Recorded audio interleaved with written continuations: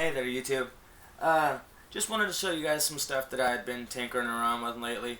Little do-it-yourself projects and stuff. I'm a big do-it-yourselfer, and watching all these YouTube videos, that's where I get most of my inspiration. So, I see you guys do stuff, and of course I want to try my hand at it. So, just want to share a couple of things I've been working on with you guys.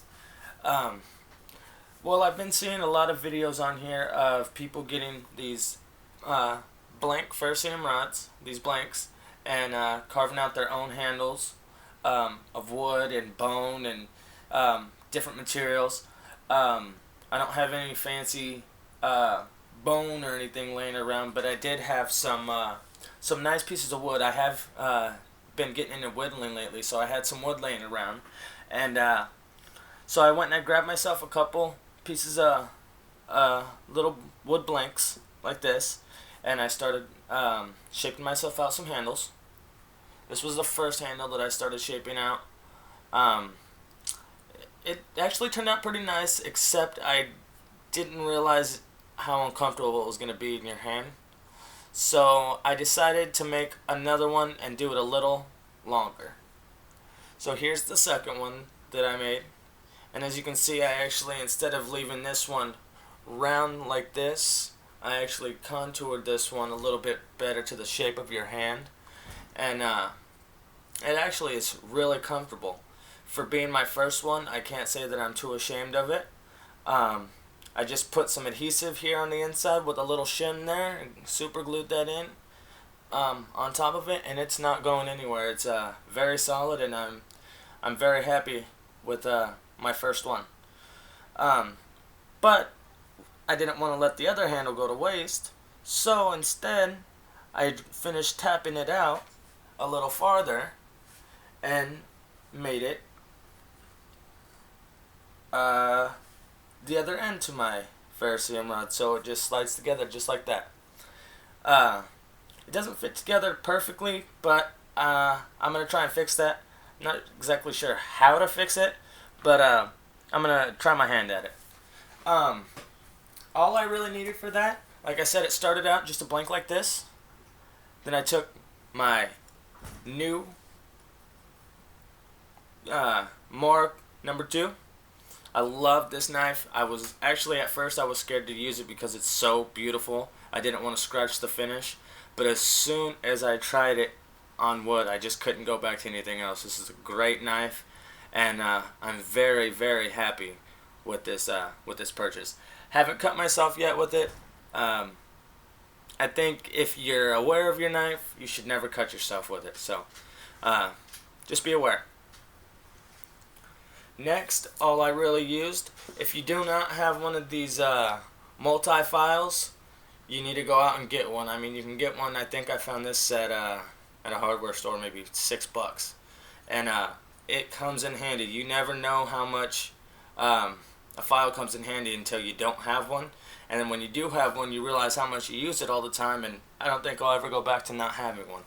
So I went and really worked it, started, and I don't have any sandpaper out here, but I did sand it because I used the rest of my sandpaper. I was sanding it, and I'm going to keep shaping it, and I think I'm going to keep working on it. It's not quite there yet, but it's better than nothing. Next thing that I was working on was, I actually had seen some people tinkering around with stuff, and I wanted to make a knife. I wasn't sure exactly how, but this is how it turned out. This is the first knife I made. It's out of one solid piece of wood. I just whittled it out, and then I slowly fire hardened it. Hence that's how I got those nice marks. I didn't want to take that off. I could have sanded that out, but I really liked the look of it. And then I whittled out a handle, and then I actually took this Krylon Contractor spray treading grip.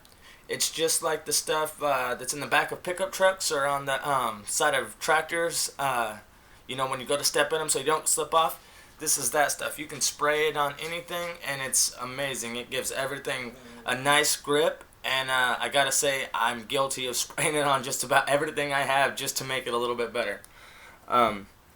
So that's what I sprayed here on the handle, and then I put just a little white strip here, and then I covered it completely in fingernail polish strengthener or hardener. I'm not sure what it is. I have two bottles and they say two different things, so one or the other. So that's what I did.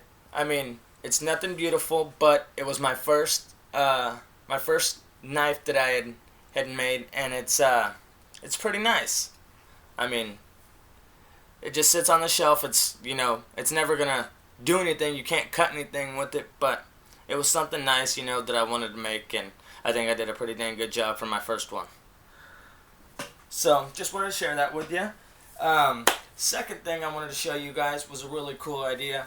I know Dave Cadbury has been making his little fishing kits, his little pocket fishing kits, and I wanted to make an at-home one instead of paying, you know, the $10 for one of theirs. I already have all my own fishing supplies, so why not make my own tube?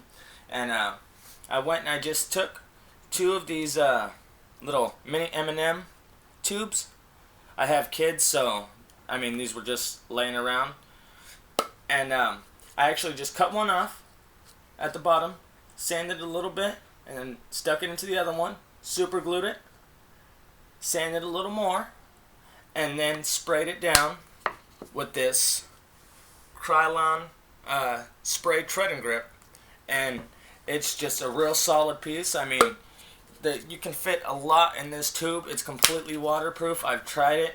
I put matches in there, pulled them out after leaving it submerged, and they had no problem lighting. So this thing's awesome, and I think I'm going to make a few more of them. Next, after I got my Mora sheath, I know everybody hates them, and I was trying to figure out a way to make mine a little better. I've actually came up with a couple different things that I want to do with it. I'd like to put a ferum rod on it somehow, and I got some Ranger bands and stuff that I'm going to be putting on there, so I'm going to mess with this a little more, but I wanted to show you guys what that Krylon treading grip, how much it really makes a difference on things, and it really strengthens stuff a lot more than you would think. I mean, this sheath was, I mean, it's a piece of junk, pardon me saying, you know. The tops, it's nothing nice, it's nothing to write home about. The only reason I still have it is I don't have any other way to keep my Mora safe yet. So until I can keep the blade safe, it's going to sit at this at home. So just wanted to show you guys how it looks. Looks a lot better, I think, than with that weird little design. I sanded that off and just sprayed it down with that Krylon treading grip, and turned out really nice. Oh, also another thing that I had worked on, I actually placed 8th in Artisan Tony's giveaway that he had not too long ago, and I received a little a Zippo lighter and a couple other little trinkets, and I really appreciated it. Great prizes, great contest. He's a great guy. Go check out Artisan Tony. Great channel. So this is what I did with the prize he got me, because I'm a big do-it-yourselfer, and it actually, when I got it, it was a silver Zippo, but I went and I sprayed it down, or I sanded it down real nice, you know, give it a little texture. I sprayed it down with that treading grip, and then I covered it in nail polish strengthener, and it is just one nice lighter. It is very strong. It is, I mean, you grip it great. It's awesome. I mean, just wanted to show you guys the stuff I've been doing.